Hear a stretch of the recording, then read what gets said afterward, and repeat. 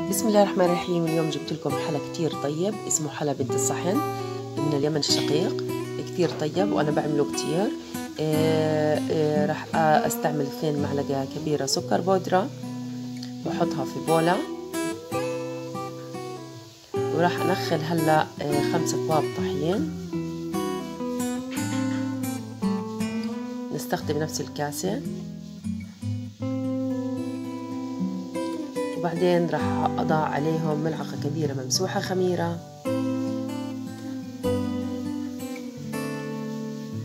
وملعقة كبيرة ممسوحة ملح،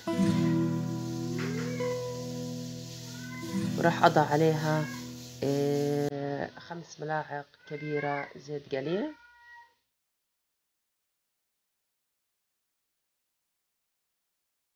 راح أحرك الجميع مع بعض، وبعدين راح أضع كوبين من الحليب السائل. راح أعجن العجينة حتى تتكون عجينة عندنا طرية وملسة ومتماسكة. شايفين ما أحلاها صارت العجينة، جت طرية أصبحت عندي العجينة ملسة ولينة. هلأ راح أمسحها شوي بالزيت، وراح هلأ أغطيها وأتركها لنص ساعة فقط. يعني أنا ما بدي إياها بصراحة تخمر. شايفين ما أحلاها. هلأ بعد ما خمرت بعد نص ساعة قطعتها كرات صغيرة بهذا الشكل. شايفين ما أحلاها، كثير لينة وناعمة. راح أقطعها دوائر بهذا الشكل وأتركها حتى ترتاح. طبعا أنا عملت عندي 16 كرة. أنا حجم الفنجان اللي استخدمته صغير مش كبير، هنا عملت لي 16 كرة. دهنت الوجه بالزيت مثل ما انتم شايفين، وبعدين غطيتها بكيس نايلون حتى ترتاح العجينة. كل ما ارتاح العجين كل ما مد معاك بسرعة. بعد ما ارتاحت العجينة تقريبا ربع ساعة، هون بلشت أرقها، بس رق خفيف هيك بشكل دائري، ثم راح أحطها جانبا، أتركها حتى كمان ترتاح كمان مرة. هاي كمان واحدة، أول شي عملتها بإيدي هيك، وبعدين بالشوبكة أو بالمرق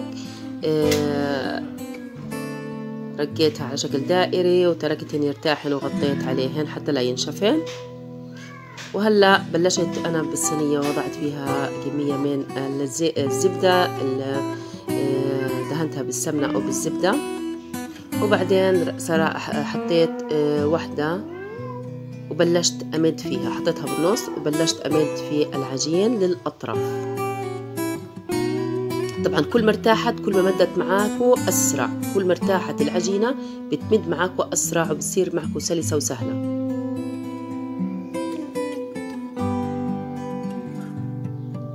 وإذا تخزقت أو شغلات هيك يعني صدفت إنها يعني تخزقت شوي من الجانب عادي، ما فيها إشي.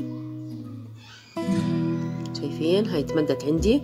راح أدهن بين الطبقات بالزبدة السايحة، راح أدهن بين الطبقات بالزبدة السائحة. ممكن بدي أحكي لكم إنه بصير تحطوا بين الطبقات قزحة، سمسم، زي ما بدكم، بس أنا مش كثير عندي بحبوا السمسم، فاضطريت إني أحط على آخر طبقة.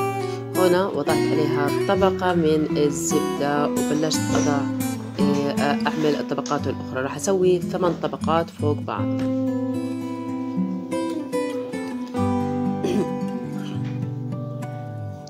هاي كمان طبقة. شوفوا ما أحلاها عن جد، سلسة وبسرعة لما تتمد. وبلشت هون أسحب فيها. شوف أنا بسحب من الأطراف، من النص للأطراف.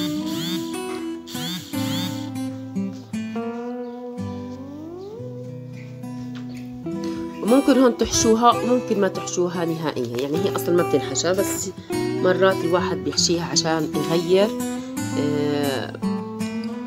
يعمل تغيير في الأشياء اللي بيعملها.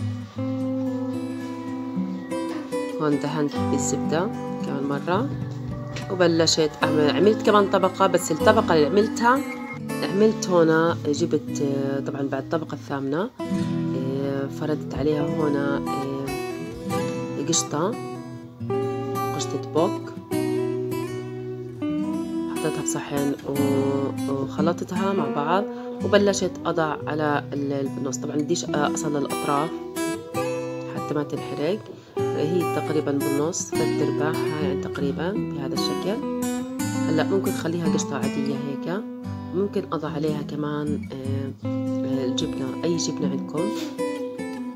أنا طبعا حطيت هون جبنة، عندي جبنة بالثلاجة، جبنة شدر صفرة.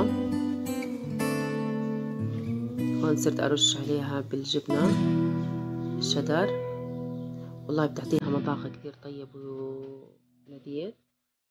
هاي جبنة لذيذة شدر كتير طيبة. بلشت أبرش فيها بهذا الشكل عشان تمسك لي شوية الجيمر ما يسيحش.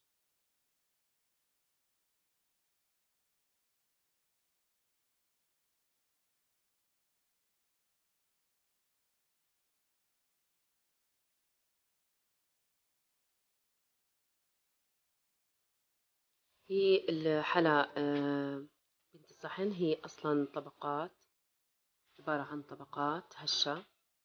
وهنا بلشت أرق بالعجينة حتى أخذ طبقة القشطة. لازم أمدها بهذا الشكل بشكل أكبر، شايفين رقيتها بشكل أكبر هيك.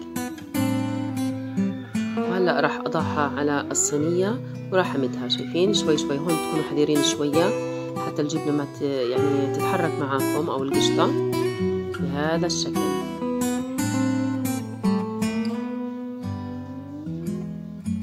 فكل ما كنت أعمل عجينة كل ما كانت العجينة اللي قبليها ترتاح أكثر فتمد معايا أكثر. وهنا بلشت أحط بعديها بطبقة من الزبدة أو السمنة زي ما بدكم. أنا طبعا هون استعملت الزبدة السائحة،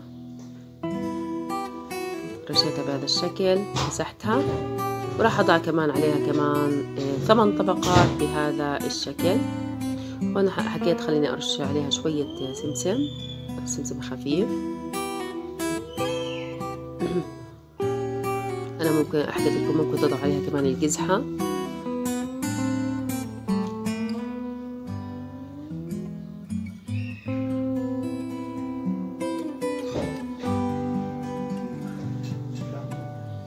هون وضعت كمان طبقات، شايفين صرت أرق أكثر، صارت تفرد معايا أكتر. وبعدين بمسكها للأطراف بهذا الشكل وأحرك الصينية طبعا وأمد.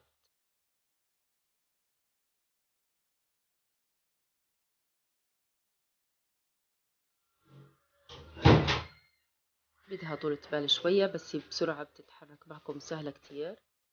طبعا هاي أنا بلشت أعمل بالطبقات لما أخلص المقدار نهائيا.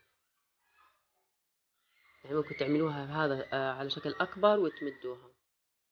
حكيت لكم العجين اللي بضل بفرد على السريع ما بده إشي، بكون طبقة رفيعة وخفيفة.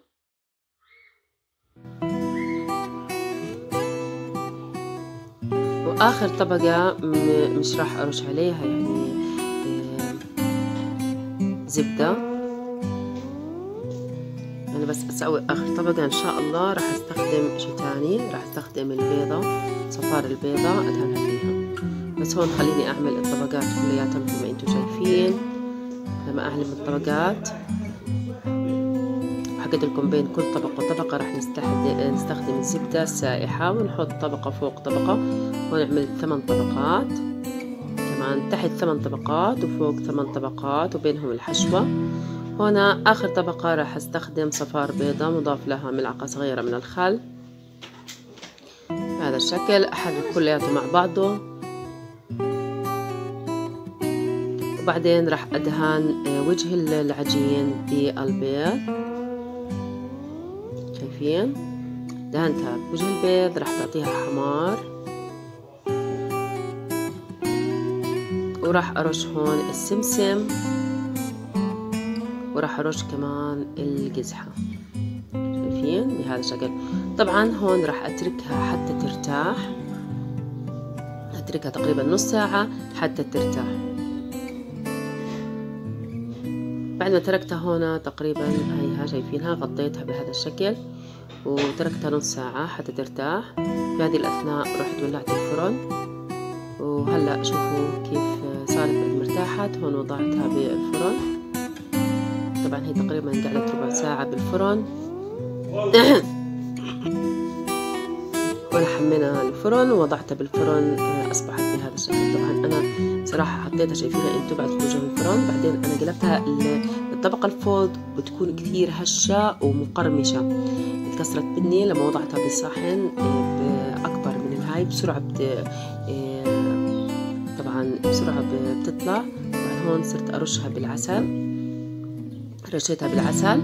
إذا ما في عندكم عسل ممكن تسووا قطر جامد وتحطوا عليها، لازم يكون عليها عسل أو قطر المتوفر عندكم.